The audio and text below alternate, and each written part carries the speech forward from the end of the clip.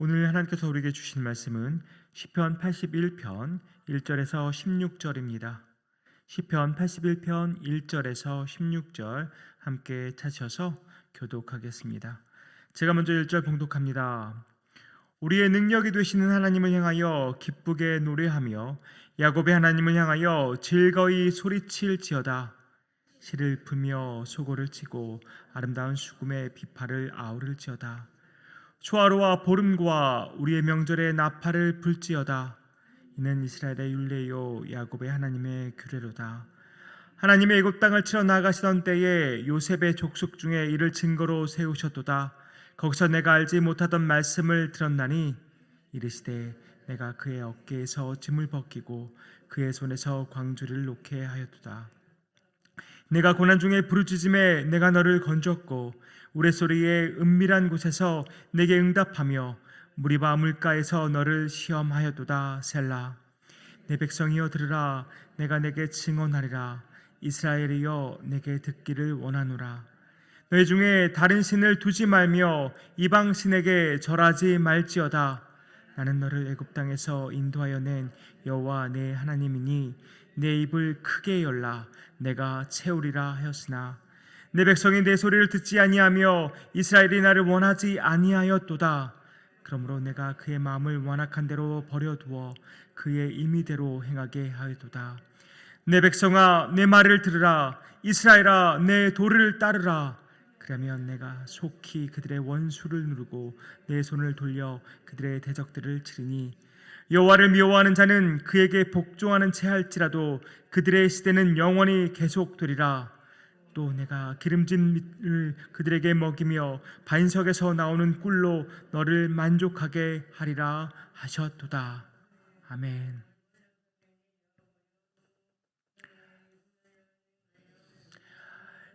질문을 제가 하나 드리면서 오늘 말씀을 시작하고 싶은데요. 성도님들은 문제가 생겼을 때, 성도님들에게 어떠한 어려움이 닥쳤을 때 어떻게 하십니까? 어떻게 반응하십니까?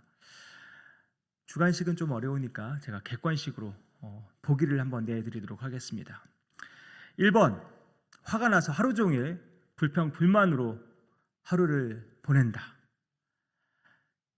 2번, 문제가 생기면 꼭 찾아가는 지인이 한 명 있다. 그 사람한테 찾아가서 모든 것을 다 털어놓고 해결책을 그 사람에게서 얻으려고 한다. 3번, 어떻게든 자신의 힘으로, 내 힘으로 모든 문제를 해결하려고 안간힘을 쓴다. 4번, 모든 문제를 다 하나님께 아뢰고 다 내려놓는다. 성도님이 몇 번입니까? 훌륭하십니다. 네, 각자 대답을 하셨겠지만 한번 네 가지 보기를 생각하시면서 한번 속으로 한번 대답해 보시면 좋을 것 같습니다. 그런데 저의 경우를 돌아보면 1번, 2번, 3번, 4번 다 해당하는 것 같습니다. 제가 목사니까 4번만 택해야 할 것 같은데 솔직하게 제 삶을 돌아보면 1번, 2번, 3번도 택할 때가 적지 않았던 것 같습니다. 그런데 1번과 2번과 3번을 택할 때 보통 어떤 결과가 나오던가요? 화가 가득 찬 상태에서 불평, 불만을 하고 있을 때 그 문제, 그 어려움이 해결이 되던가요? 오히려 분노는 더 심해지고 생각은 꼬리에 꼬리를 뭅니다. 그리고 우리의 상상력이 총동원이 되어가지고 그 문제, 그 어려움 속으로 더 깊이 들어가는 것을 보게 됩니다. 그리고서는 허우적대면서 어찌할 바를 모르게 되는 경우도 생기기도 하고요. 또 친한 사람들, 아주 똑똑하다는 사람들에게 찾아가서 해결책을 찾으려고 할 때는 어떻습니까? 물론 하나님께서 주위 사람들을 통해서 문제를 해결하시고 어려움을 또 해결하실 때도 있습니다. 그러나 우리가 너무나 자주 하나님보다 그 사람을 더 먼저 찾아가고 그 사람에게 이 모든 것을, 내 문제를 다 해결해 줄 수 있는 만능 해결사라도 되는 것처럼 그 사람을 하나님보다 더 의지하게 될 때가 있습니다. 그러니까 하나님이 1순위가 아니고 그 사람이 1순위가 되어 버리는 거죠. 그런데 때때로 내가 그렇게 믿고 신뢰하고 의지했던 사람에게 우리는 실망할 때도 적지 않습니다. 이런 모습이 저와 여러분의 모습은 아닐까 생각해 봅니다. 또 이런 때도 있죠. 그냥 내가 알아서 해결해 보려고 내 손으로 내 힘과 내 능력과 내 지혜와 내 경험을 바탕으로 문제를 어떻게든 해결해 보려고 애쓸 때도 있습니다. 그야말로 교만을 부리는 거죠. 이 정도 문제는, 이 정도 어려움은 내가 해결할 수 있다는 생각이 드는 것이죠. 그러니까 하나님 가만히 계십시오. 제가 알아서 하겠습니다. 물론 이렇게 말은 안 하지만 제 마음속에 은근히 그런 마음을 잊고 내 자신을 너무나도 믿고 이 문제가 다 해결되리라고 정말 애쓰다가 실패와 좌절을 맛보게 되는 경우도 적지 않습니다. 성도님들도 저처럼 1번과 2번과 3번을 택하셨다면, 그렇게 문제를 해결해 보려고 하셨다면 이러한 또 생각이 드셨을 것 같아요. 이 문제가 해결되기까지 내가 너무 돌아온 것 같다. 이 문제가 해결되기까지 너무나 시간도 많이 걸렸고 내가 너무나 뺑뺑 돌아온 것 같다는 생각이 들었을 것입니다. 그럼 우리 하나님 아버지께서 우리에게 원하시는 모습은 무엇일까요? 오늘 본문 81편 7절부터 10절 제가 한번 읽어드리도록 하겠습니다.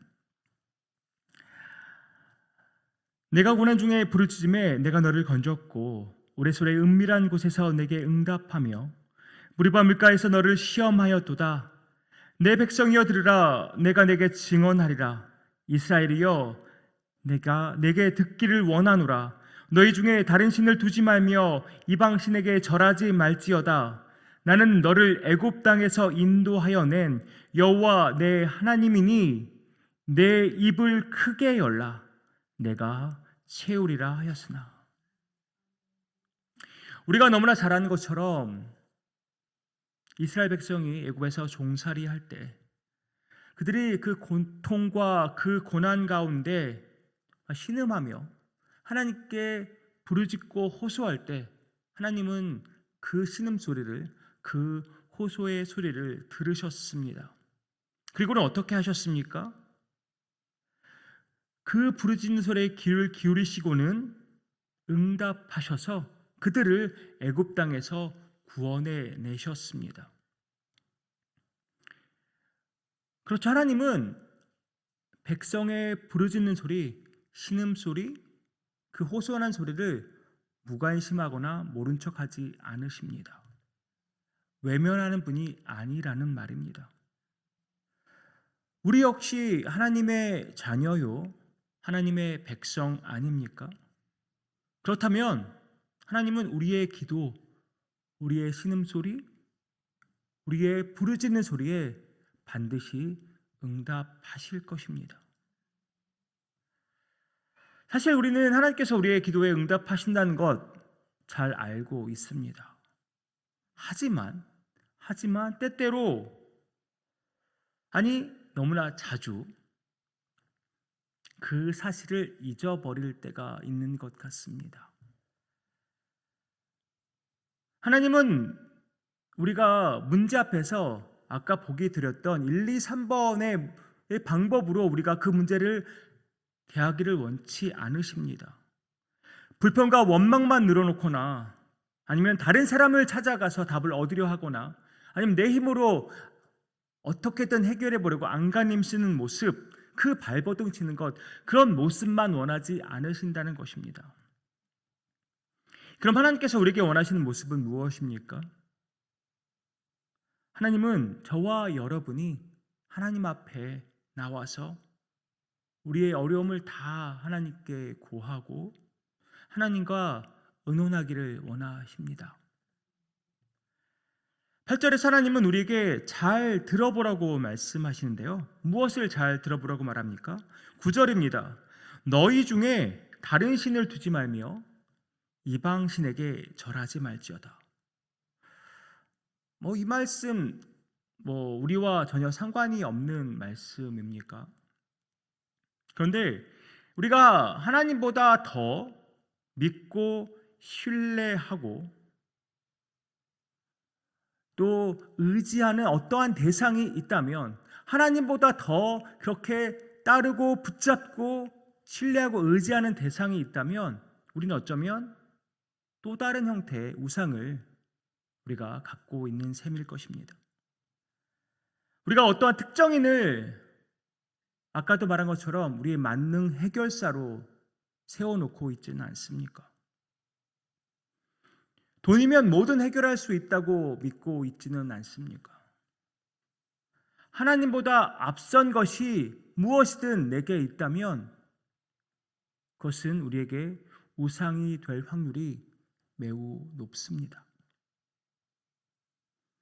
하나님께서는 그 어느 것보다, 그 누구보다 먼저 하나님 당신께 나와서 우리의 입을 열어서 부르짖기를 원하십니다. 모든 일의 주권을 하나님께 맡기기를 원하십니다. 그렇게 했을 때 어떻게 하시겠다고 약속하십니까? 채우시겠다고. 입을 크게 열면 채우시겠다고 약속하셨습니다. 하나님의 선한 길로 인도하시겠다고 약속하셨습니다. 성도님들, 이런 경험 있지 않으십니까? 어려움을 해결해 보려고 안간힘 쓰다가 결국 마침내 모든 것을 다 하나님께 내려놓고 하나님께 매달렸을 때 하나님께서 선한 방법으로 해결해 주시고 또 선한 길로 인도해 주신 경험들 다 해보셨을 것입니다. 그래서 우리는 깨닫게 됩니다. 하나님은 나의 모든 일에 나보다, 다른 누구보다 그 일을 잘 아시고 또 하나님께서 그 일을 주관하기를 원하신다는 것입니다. 이것은 우리가 우리 일에 게을러도 된다는 말이 아닙니다. 우리가 우리 일에 무관심해도 된다는 말도 아닙니다. 우리가 우리 일에 최선을 다하지만 언제나 하나님의 주권 아래서 그 일을 해야 한다는 말입니다. 주께서 그 일을 인도하시고 주께서 일하시도록 하나님께 그 일의 최우선순위에 하나님이 계시도록 그 자리를 내어 드리라는 말입니다. 그것이 때로는 돌아가는 것처럼 보일 수도 있습니다. 하지만 그것이 가장 빠른 길이고 가장 현명한 길이며 가장 선한 길입니다. 또한 이렇게 하나님께 모든 것을 아뢰고 맡길 때 우리는 비로소 세상이 줄 수 없는 참 평강을 누리게 되는데요. 빌립보서 4장 7절 8절 우리가 너무나도 잘 아는 말씀입니다. 제가 새 번역으로 읽어드립니다. 아무것도 염려하지 말고 모든 일을 오직 기도와 간구로 하고 여러분이 바라는 것을 감사하는 마음으로 하나님께 아뢰십시오. 그리하면 사람의 헤아림을 뛰어넘는 하나님의 평화가 여러분의 마음과 생각을 그리스도 예수 안에서 지켜줄 것입니다. 이 말씀에 의하면 우리가 할 일이 무엇입니까? 염려입니까? 걱정입니까? 포기입니까? 좌절입니까? 아닙니다. 우리가 할 일은 그저 기도와 간구입니다. 오늘 10절 말씀처럼 우리의 입을 크게 여는 일이 우리가 할 일입니다. 하나님께서 입을 크게 열면 채우시겠다고 약속하셨는데 이스라엘 백성들이 그것을 지키지 못해서 많은 어려움들을 당한 것 아닙니까? 하나님은 우리가 우리의 입을 크게 열고 하나님께 부르짖기를 원하십니다. 그리고 채우기를 원하십니다. 참 평화 주기를 원하십니다. 우리가 기도를 말할 때 조지 뮬러 얘기를 많이 하곤 합니다. 조지 뮬러가 평생 동안 몇 번의 기도 응답을 받았다고 알고 계시죠? 5만 번의 기도 응답을 받았다고 합니다. 굉장히 많은 것처럼 느껴지죠. 5만 번. 조지 뮬러가 훌륭해서 그렇게 응답을 많이 받았던 것일까요? 물론 조지 뮬러가 훌륭한 부분도 있겠죠. 하지만 조지 뮬러가 그렇게 많은 기도 응답을 받은 것은 조지 뮬러가 훌륭해서가 아니라 하나님이 위대한 분이시기 때문입니다. 또 조지 뮬러가 왜 그렇게 응답을 많이 받았겠습니까? 그만큼 하나님께 자기의 입을 열어서 부르짖었기 때문입니다. 많이 부르짖으니까 많은 응답을 받을 수 있겠죠. 성도님들, 입을 열면 채우시겠다는 하나님의 말씀, 이 약속의 말씀을 의지하여서 오늘도 우리의 입을 크게 열고 하나님께 부르짖는 저와 여러분 되기를 소망합니다. 조지 뮬러만 그렇게 기도의 응답을 많이 받고 정말 은혜를 누리는 삶이 아니라 우리 역시도, 우리 뉴장의 모든 성도님들도 우리의 입을 크게 열어서 누구보다도 더 많이 하나님께 기도 응답을 받고 참 평안을 누리며 하나님의 영광을 위해 살아가는 삶, 우리 모두도 살아가기 원합니다. 그런 모든 위장의 권속들 되기를 주님의 이름으로 축복합니다.